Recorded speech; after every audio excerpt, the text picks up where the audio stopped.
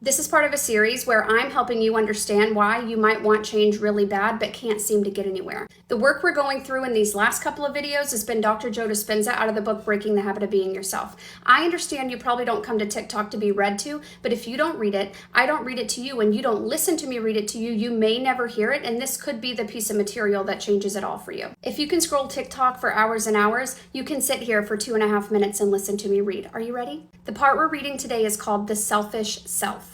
As you can see, what we identify as our self exists within the context of our collective emotional association with our thoughts and feelings, our problems, and all those elements of the big three. It is any wonder that people find it so hard to go within and leave this self-produced reality. How would we know who we are if it wasn't for our environment, our bodies, and time? That's why we're so dependent upon the external world. We limit ourselves to using our senses to define and cultivate emotions so that we can receive the psychological feedback that reaffirms our own personal addictions. We do all of this just to feel human. When our survival response is way out of proportion to what's happening in our outer world, that excess of stress response hormones causes us to become fixated within the parameters of self. So we become overly selfish. We obsess about our bodies or a particular aspect of our environment, and then we live enslaved to time. We're trapped in this particular reality, and we feel powerless to change or to break the habit of being ourselves. These excessive survival emotions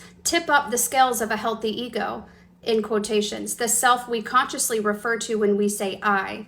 When the ego is in check, its natural job is to make sure we're protected and safe in our outer world. As an example, the ego makes sure we stay far away from a bonfire or a few steps away from the cliff's edge. When the ego is balanced, its natural instinct is self-preservation. There's a healthy balance between its needs and those of others, its attention to itself and the attention to others. When we're in a survival mode in an emergency situation, it makes sense that the self should take priority. But when chronic long-term stress chemicals push the body and brain out of balance, the ego becomes over-focused on survival and puts the self first, the exclusion of anything else. We're selfish all the time. Thus, we become self-indulgent, self-centered, self-important, and full of self-pity and self-loathing. When the ego is under constant stress, it is a me-first priority. Oh my gosh, there's a little bit more to this section, and I really want to read it to you, but I only have 30 seconds, and I won't be able to do it in that short of a period of time, so please catch me in the next video. Love you!